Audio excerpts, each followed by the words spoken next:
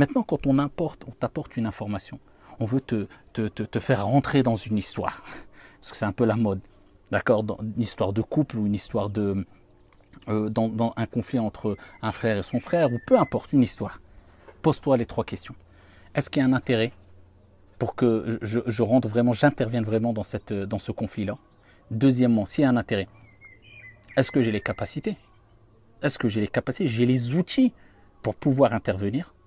Si tu as passé cette deuxième étape, n'oublie jamais, est-ce que je suis vraiment quelqu'un d'équitable et juste? C'est-à-dire, est-ce que j'ai entendu tous les 2 parties ou j'ai entendu simplement un des 2 parties et j'ai eu confiance en lui parce qu'il est venu avec ses larmes de crocodile et il pleurait, je me suis dit, lui, c'est impossible qu'il me ment. La première des choses, est-ce qu'il y a un intérêt? Ici, le prophète nous dit, min husni islam il mar'i tarkuhu ma la ya'ni.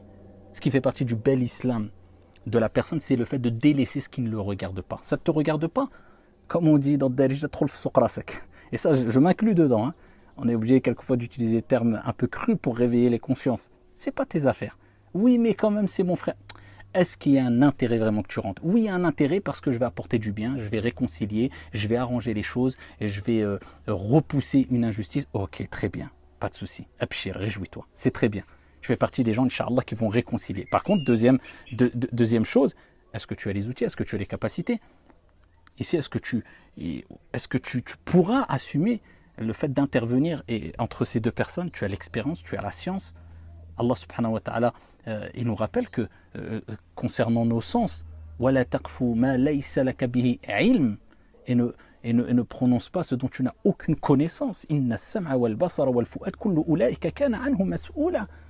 Ici, que ça soit l'ouïe, ou bien la vue, ou bien le cœur, sur tout cela, tous ces sens, tu rendras des comptes. Est-ce que tu parles avec science? Est-ce que tu as l'expérience? Est-ce que tu as al-hikmah, la sagesse? C'est-à-dire de placer les bonnes paroles au bon moment, au bon moment et de la bonne manière.